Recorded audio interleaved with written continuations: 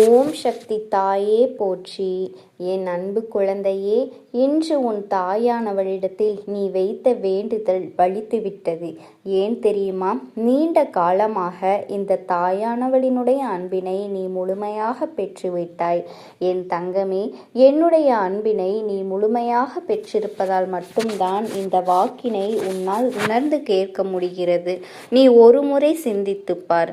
இந்த அம்மா எப்படி உன் வாழ்க்கைக்குள் நுழைந்தேன், எப்படி உன்னிடத்தில் நாள்தோறும் பேசிக் கொண்டிருக்கின்றேன், நீ எப்படி இந்த தாயானவளிடத்தில் அளவுக்கு அதிகமான அன்பினையும் பக்தியையும் வைத்திருக்கின்றாய் என்றுதான். இதையெல்லாம் உணர்ந்துதான் உன்னிடத்தில் நான் நாள்தோறும் நம்பிக்கையையும் மன நிம்மதியும் கொடுத்து கொண்டிருக்கின்றேன். என் அன்பு குழந்தையே, நீ என் மீது எத்தனை அன்பு கொண்டிருக்கிறாய் என்பதனை இப்பொழுதுதான் நான் புரிந்து கொண்டேன். என் செல்ல குழந்தையே, நீ என்னிடத்தில் உண்மையான பக்தியோடு தான் இருக்கின்றாயா, என்னை வணங்குகிறாயா இல்லை வணங்கவில்லையா என்று மனதளவில் கூட நான் சந்தேகப்படவில்லை. ஏனென்றால் எனக்கு நன்றாக தெரியும் அல்லவா நீ என் மீது எத்தனை அன்பு வைத்திருக்கிறாய் என்று. அப்படி இருக்கக்கூடிய என் செல்ல குழந்தைக்கு உன்னுடைய வேண்டுதல்களை எல்லாம் நான் நிறைவேற்றி தராமல் போய்விடுவேனா? என் குழந்தையே, நீ மனமுருகி என்னிடத்தில் கேட்ட வேண்டுதல்களை எல்லாம் நான் நிச்சயமாக நிறைவேற்றி கொடுக்கத்தான் போகின்றேன். நீ இந்த தாயானவளினிடத்தில் மனமுருகி கேட்டது, மன நிம்மதியோடு உன்னுடைய கஷ்டங்களுக்கு தீர்வினை கேட்டதும், உன்னை காயப்படுத்தியவர்களுக்கான விஷயங்களை தெரிவிப்பதும், உனக்கு தண்டனையை கேட்டதும், உன்னிடத்தில் தவறு செய்தவர்களுக்கான நல்ல பாடத்தினை கேட்டதும், இவை எல்லாவற்றையும் நான் உனக்கு நிறைவேற்றி கொடுக்கத்தான் போகின்றேன். என் அன்பு குழந்தையே, இனி உன்னுடைய வாழ்க்கை நீ ஆசைப்பட்டபடியே நிம்மதியாக சந்தோஷமாக அமையப் போகின்றது. என் குழந்தையே, அதையும் நான் நிச்சயமாக உனக்கு செய்து கொடுக்கத்தான் போகின்றேன். என் குழந்தைகளின் ஆசைகளையெல்லாம் நிறைவேற்றுவதுதானே இந்த தாயானவளினுடைய முதல் கடமையாக இருக்கிறது. அப்படி இருக்கும் பொழுது நான் உன்னுடைய வேண்டுதல்களை எல்லாம் நிறைவேற்றி தராமல் போய்விடுவேனா? என் தங்க பிள்ளையே, நீ இப்பொழுது என்ன மனநிலையில் இருந்தாலுமே உன்னை மீட்டு கொண்டு வர வேண்டியது இந்த அம்மாவினுடைய பொறுப்பாகும். எனவே இந்த தாயானவளினிடத்தில் நான் வைத்த வேண்டுதல்கள் எல்லாம் நிச்சயமாக எனக்கு பலிக்கப் போகின்றது. நாம் கேட்டது எல்லாவற்றையும் அம்மா கொடுத்து விடுவாள் என்ற சந்தோஷத்தை நீ அனுபவிக்கப் போகின்றாய். உன்னுடைய நம்பிக்கையை நான் எப்பொழுதுமே நிச்சயமாக வீணாக்கி விடமாட்டேன். என் செல்ல பிள்ளையே, உன் வாழ்க்கையில் நீ ஒரு புதிய உறவை வரவேற்க தயாராகி கொண்டிருக்கிறாய் என்பதையும் நான் முன்கூட்டியே உனக்கு தெரிவித்து விடுகின்றேன்.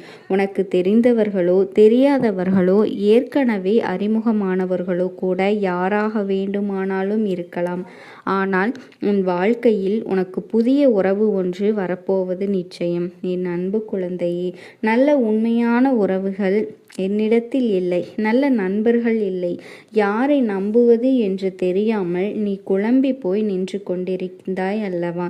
உன்னுடைய தேவைக்கேற்ப உனக்கு ஒரு நல்ல நட்பினையும் நல்ல குடும்ப உறவுகளையும் உண்மையான அன்பினையும் உன்னிடத்தில் கொடுக்கக்கூடிய ஒரு நல்ல துணையையும் உன் வாழ்க்கையில் கிடைக்கும்படி நான் செய்ய போகின்றேன். இனிமேல் நீ செய்ய போகின்ற தொழில் ஏற்கனவே நடத்தி கொண்டிருக்கின்ற தொழிலை விட இன்னும் முன்னேற்றம் அடையவும், உன்னுடைய வேலைகளில் நீ வெற்றி பெறுவதற்கும் அங்கே நீ தயாராகி கொண்டிருக்கின்றாய். நல்ல சூழ்நிலைகள் எல்லாம் அமையப் போகின்றது. என் அன்பு குழந்தைகளே, உங்கள் ஒவ்வொருவரின் வேண்டுதலும் இந்த தாயானவள் நிச்சயமாக நான் நிறைவேற்றி தரத்தான் போகின்றேன். இதற்கு முன்பு எதற்காகவெல்லாம் நீ வருந்தி நின்றாயோ, எதற்காகவெல்லாம் வேதனைப்பட்டாயோ, அதற்கான நல்ல மருந்தினை நிச்சயமாக என்னிடத்திலிருந்து பெறத்தான் போகின்றாய். உனக்கு எல்லாமே கிடைக்கப் போகின்றது. அதை உன்னுடைய கைகளிலேயே இந்த தாயானவள் நான் கொண்டு வந்து கொடுக்க போகின்றேன். உன்னுடைய வாழ்க்கையில் நல்ல விஷயங்கள் நடந்த பொழுது நீ நீயாகவே இதையெல்லாம் உணர்ந்து கொள்வாய். என் செல்ல குழந்தையே, இதுவரை உனக்கு எந்தெந்த விஷயங்கள் எல்லாம் கிடைக்காமல் இருந்ததோ, எந்தெந்த விஷயங்கள் எல்லாம் தடைப்பட்டு நின்றதோ, அதையெல்லாம் இனி நடக்க இருக்கின்ற நாட்களில் நீ அடையப் போகின்றாய். இந்த அம்மா மீது நம்பிக்கையை அதிகமாக வைத்து விட்டாய் அல்லவா? அப்படி இருக்கும் பொழுது இனிமேல் உன் வாழ்க்கையில் நல்ல விஷயங்களை நடத்தி காட்டுவது என்னுடைய முழு பொறுப்பாக மாறியிருக்கின்றது.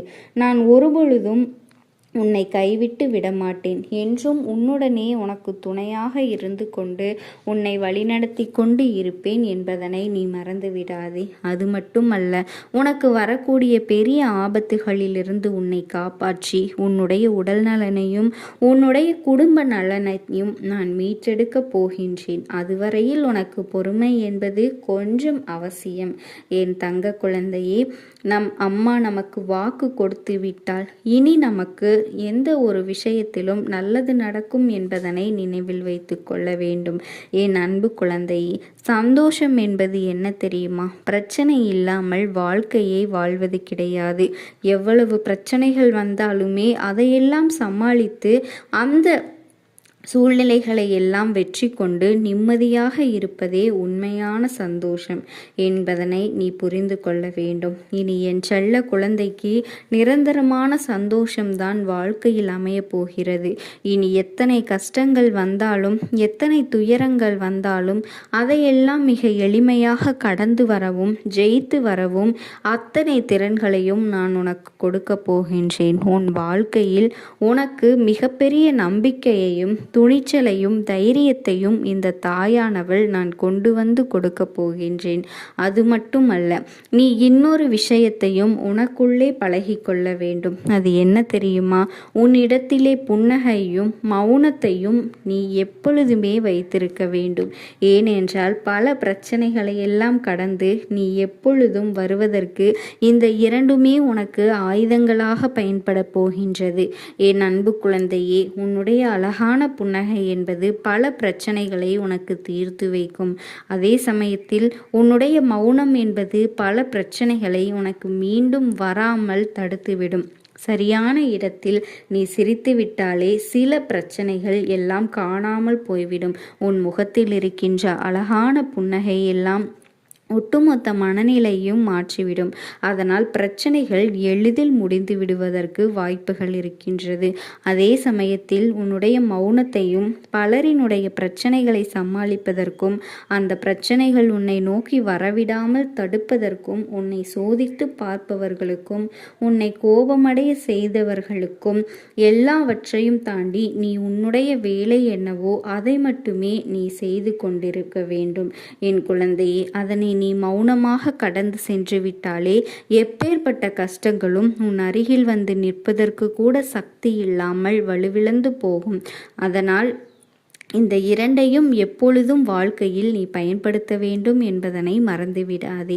என் செல்ல குழந்தையே, இந்த வாழ்க்கையில் வெற்றியும் தோல்வியும் யாருக்கும் நிரந்தரம் கிடையாது. ஆனால் இந்த வாழ்க்கையை யாரெல்லாம் நன்றாக வாழ வேண்டும் என்று நினைக்கின்றார்களோ அவர்களுக்கு போராட்டங்கள் அதிகமாகத்தான் இருக்கும். அந்த போராட்டம் நல்லபடியாக முடிய வேண்டும் என்றால் அதில் வெற்றி கிடைக்க வேண்டும் அல்லவா? அப்படிப்பட்ட வெற்றிதான் இனி உனக்கு கிடைக்கப் போகின்றது. உன்னுடைய போராட்டங்கள் எல்லாம் நல்லபடியாக முடிய போகின்றது. இனிமேல் நீ வெற்றி படிக்கட்டில் ஏறப் போகின்றாய். ஒவ்வொரு படியையும் கடந்து நீ உனக்கான வெற்றியை அடைந்து உச்சத்தில் அமரப்போகிறாய் என்பதனை மறந்துவிடாதே. என் செல்ல குழந்தையே, இதுவரை வாழ்க்கையில் எதையெல்லாம் நீ தேடி சென்றாயோ அதுவெல்லாம் இனி உன்னை தேடி வரப்போகின்றது. நீ எதிர்பார்த்ததை போலவே உன்னுடைய வாழ்க்கை இனி அமையத்தான் போகின்றது. இது இந்த அம்மாவினுடைய பொறுப்பு.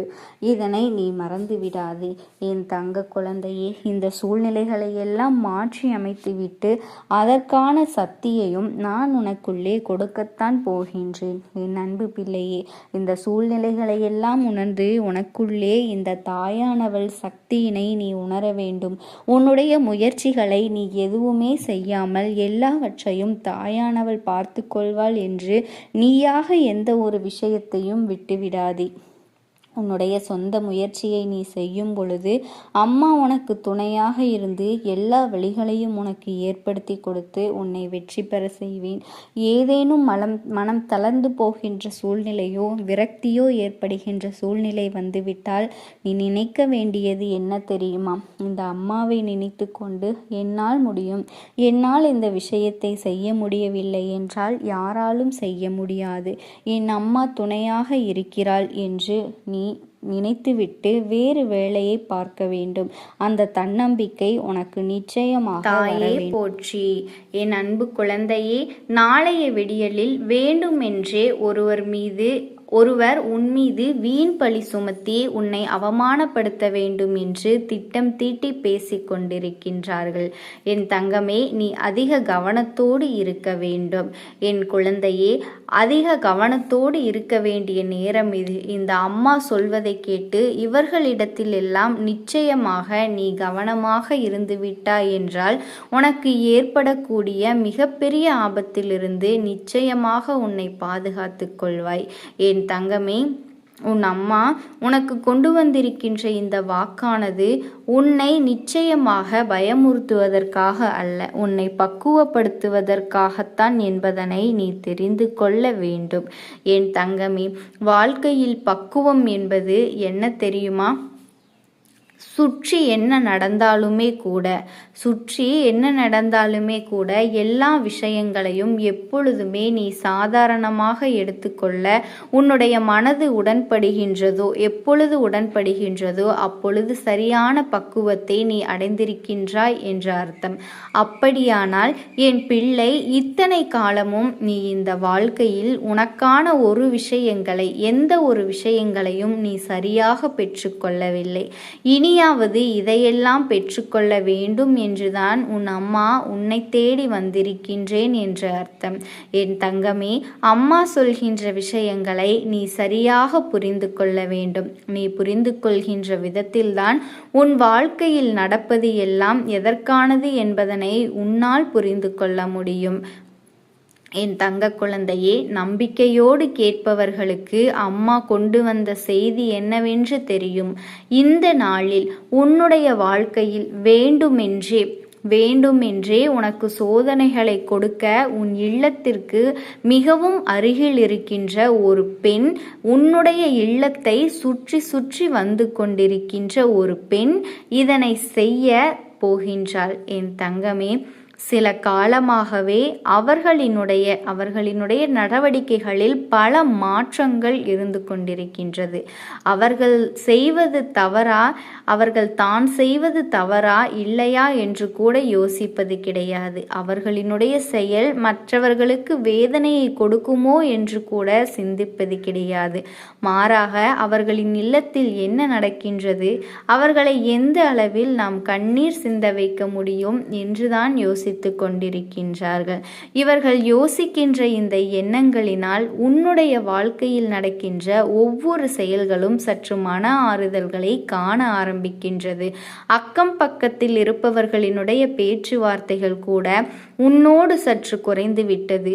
இது உனக்கு தெரியாமல் இல்லை. ஏனென்றால் உன்னை பற்றி இவர்கள் சொல்கின்ற வார்த்தைகள் ஒவ்வொன்றுமே அத்தனை பொய்யானது. ஒரு சிறு துளி அளவு கூட உண்மையான விஷயங்களை இவர்கள் பேசுவது இல்லை. ஒரு சிறு துளி அளவு கூட உண்மையை பேசிவிட்டால் எங்கோ இவர்களுக்கு நல்ல பெயர் கிடைத்துவிடுமோ என்று சொல்லிதான் அப்பட்டமாக பொய்யே பேசுகின்றார்கள். இதை இப்பொழுது உன்னால் தடுத்து நிறுத்த முடியாது. ஏனென்றால் இவர்களுக்கு அடைக்கலம் கொடுத்தது நீதானே, அவர்களை நம்பியது நீதானே, இவர்களை உன் இல்லத்திற்குள் அனுமதித்ததும் நீதானே. என் பிள்ளையே, யாராகவே இருந்தாலும் சரி, இல்லத்திற்குள் அனுமதித்து பேசுவது என்பது சற்று யோசிக்க வேண்டிய விஷயம்தான். எந்த எண்ணங்களோடு இவர்கள் இங்கு வருவார்கள் என்று யாராலும் சொல்ல முடியாது. எந்த நினைப்போடு இவர்கள் வருவார்கள் என்று நமக்கே தெரியாது. ஆனால் சற்றென்று ஒருவரை உள்ளே அழைத்து பேசிவிடக்கூடாது. மாறாக என் பிள்ளையே, நீ இந்த வாழ்க்கையில் எதுவெல்லாம் உனக்கு தெளிவு என்று தெரிகின்றதோ, யாரெல்லாம் உனக்கு உண்மையானவர்கள் என்று புரிகின்றதோ அவர்களை பற்றி மட்டுமே நீ யோசித்து சரியாக கணித்து கொள்ள வேண்டும். அவர்களுக்கு மட்டுமே நீ அனுமதி கொடுக்க வேண்டும். என் குழந்தையே, அப்படி இல்லாத பட்சத்தில் இந்த வாழ்க்கையில் நீ என்ன நினைத்தாலும் அவர்கள் அதற்கு மாறாக உனக்கு வெளியே உன்னை தவறானவர்கள் போல காட்டிக்கொண்டு உன்னை தவறாக பேசுகின்றார்கள். அதாவது நீ செய்கின்ற விஷயம் ஒன்றாகவும் அவர்கள் அதனை சொல்கின்ற விஷயம் வேறொன்றாகவும் இருக்கின்றது அல்லவா? உன் அம்மா சொல்வதை நிச்சயமாக உனக்கு புரியும் என்று நினைக்கின்றேன். உன் இல்லத்திற்குள் அவர்களுக்கு அடைக்கலம் கொடுத்ததோடு மட்டுமல்லாமல் நீ செய்கின்ற ஒவ்வொரு செயல்களையும் அவர்களுக்கு நீ தெளிவாக வெளிக்காட்டி கொண்டிருக்கின்றாய். நீ என்ன செய்கின்றாய், ஏது செய்கின்றாய் என்பதை அவர்களுக்கு நீ வெளிச்சம் போட்டு காட்டிக் கொண்டிருக்கின்றாய். அப்படி நீ காட்டும் பொழுது அவர்கள் அதனை வெளியில் 1க்கு 2ஆக மாற்றி பேசி உன்னை தவறாக திரித்து விடுகின்றார்கள். என் குழந்தையே, இவர்களை இப்படியெல்லாம் செய்து கொண்டு இப்படியெல்லாம் நடத்தி அதனால் வருகின்ற கெட்ட பெயர் என்பது உன்னால் நிச்சயமாக ஏற்றுக்கொள்ள முடியாத ஒரு காரணம். ஏனென்றால் நீ செய்வது ஒன்றாக இருக்கும், இவர்கள் பேசுவது வேறொன்றாக இருக்கும். இவர்கள் அதனை அப்படியே மாற்றி பேசுவதும் வீண் பழி சுமத்துவதும் இவர்களுக்கு பொழுதுபோக்காக மாறிவிட்டது. இதில் என்ன கொடுமை என்றால், இவர்கள் பேசுவதை தான் மற்றவர்கள் நம்புவது நம்மால் ஏற்றுக்கொள்ள முடியாத ஒரு காரியமாக இருக்கின்றது. எவ்வளவோ தவறுகளை இந்த மனிதர்கள் அடுத்தவர்கள் வாழ்க்கையில் ஏற்படுத்துகின்ற பிரச்சனைகளை எல்லாம் நாம் சற்று சிந்தித்து பார்த்தால் இவர்களையெல்லாம் ஒருபொழுதும் இந்த வாழ்க்கையில் நாம் சேர்த்து கொள்ளவே கூடாது.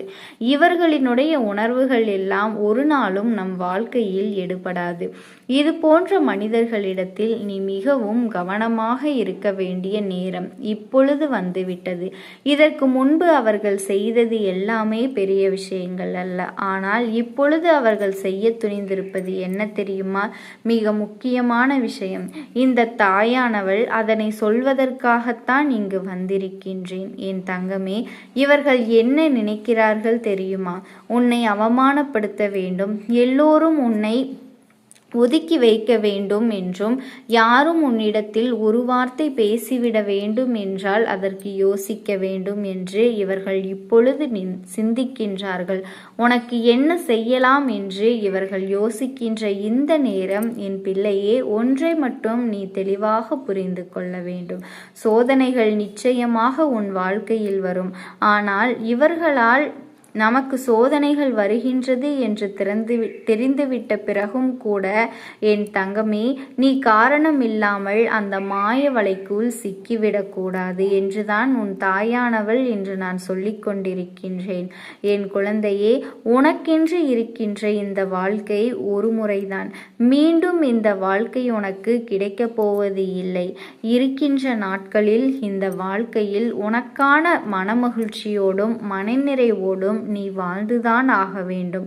உன் மனதில் இருக்கின்ற எண்ணங்கள் எல்லாம் உனக்கு தெளிவாக இருக்க வேண்டும். எதையெல்லாம் நீ யோசிக்கின்றாயோ அதையெல்லாம் தெளிவாகத்தான் யோசிக்க வேண்டும். கஷ்டங்கள் வருகின்ற பொழுதெல்லாம் அதை நினைத்து நீ கலங்காமல், வேதனை வருகின்ற பொழுதெல்லாம் அதை நினைத்து நீ கலங்கி நிற்காமல், எல்லாவற்றிற்கும் இந்த மனிதர்கள் எவ்வளவுதான் இடைஞ்சல்களை ஏற்படுத்தினாலும் நாம் செய்கின்ற நல்ல விஷயங்கள் ஒருபொழுதும் இவர்களிடத்திலே பகிர்ந்து கொள்ளாமல் நமக்கான நல்ல பெயரை நாம் தான் காப்பாற்றி கொண்டு இருக்க வேண்டும் என்று, நல்லது செய்தால் நல்லது மட்டும்தான் நடக்கும் என்று சொல்வார்கள்.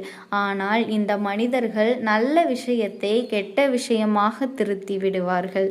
அது மட்டுமல்ல, நீ செய்த நன்மையை அவர்கள் செய்ததாக சொல்லியும் விடுவார்கள். இதனால் இப்பொழுதெல்லாம் நீ எல்லாவற்றையும் வெளிப்படையாக செய்வது நல்லது. அதாவது ஒரு விஷயத்தை ஒருவரிடம் சொல்ல வேண்டும் என்று முடிவு செய்துவிட்டால் நிச்சயமாக என் தங்கமே, உன் வாயிலிருந்து உண்மையான அந்த விஷயங்கள் எல்லாம் வந்துவிட்டால் இது இது போன்ற பிரச்சனைகளை எல்லாம் நீ தவிர்த்து விடலாம். என் குழந்தையே, உனக்கு இங்கு நிறைய பேர் வீண்பழி சுமத்தி உன் மீது களங்கத்தை ஏற்படுத்த முயற்சி செய்து கொண்டிருக்கின்றார்கள். அவர்களினுடைய வலையில் எல்லாம் நீ ஒருபொழுதும் சிக்கிவிடக்கூடாது. நீ எதை செய்தாலும் அதை வெளிப்படையாகவே செய்ய வேண்டும், வெளிப்படையாகவே பேச வேண்டும். யாரிடத்திலும் குற்றம் குறைகளை காணாமல் நீ நேர்மையாக நடந்து